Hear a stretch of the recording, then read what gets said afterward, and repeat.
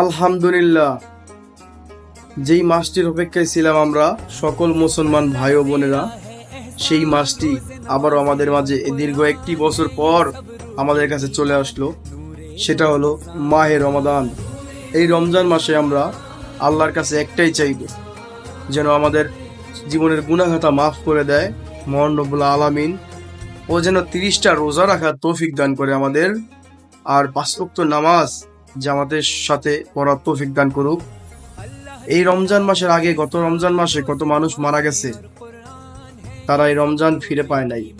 আমরা যে পরবর্তী রমজান মাস যে পাবো তাও জানি না, একমাত্র আল্লাহ ছাড়া কেউ জানে না।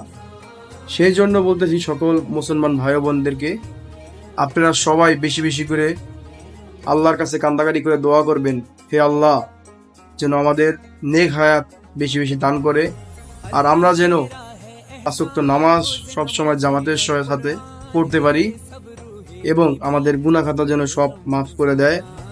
ও যত কবরবাসী আছে, ভাই ও বোনের আত্মীয় স্বজন যে যেখানে শুয়ে আছে, সকলের গুনাহ খাতা মাফ করে যেন জান্নাতুল ফেরদাউস দান করে। সকলে একবারে হলো বলি আমিন।